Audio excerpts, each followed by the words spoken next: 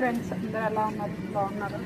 మనం ఇప్పుడు chicken fry చేసుకున్నాము. ఇందులో కావాల్సింది చికెన్ 1 kg తీసుకున్నాము. కొంచెం ఉప్పు వేసి నానబెట్టాము. ఇందులో కొంచెం టెండర్గా రావడం కోసము జింజర్ గార్లిక్ పేస్ట్. ఫ్రై కోసం కడాయి పెట్టి బంగారు పెట్టి కొంచెం ఆయిల్ వేసాము. కొంచెం కొన్ని లవంగాలు, ఆనియన్స్ వేసుకున్నాము. సాల్ట్ కూడా వేసుకున్నాము. కొంచెం కొత్తిమీర, పచ్చిమిర్చి, ఇది కరివేపాకు 3 పేస్ట్ చేసుకున్నాము. చికెన్ ఫ్రైలోకి పచ్చగానే పేస్ట్ చేసుకున్నాము. ఆనియన్స్ కొంచెం ఫ్రై అవ్వాలి. కొంచెం అల్లం పేస్ట్ వేసుకున్నాము. ముందుగా తయారు చేసుకున్న పచ్చిమిర్చి, కొత్తిమీర పేస్ట్ మిక్స్ చేసుకుంటున్నాము.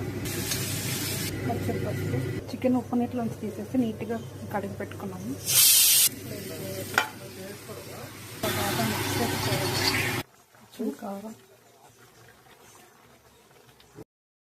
ధనియాలు కూడా వేసుకున్నాము. కొంచెం జీరా పౌడర్. చికెన్ ఫ్రై ఈ విధంగా రెడీ అవుతుంది.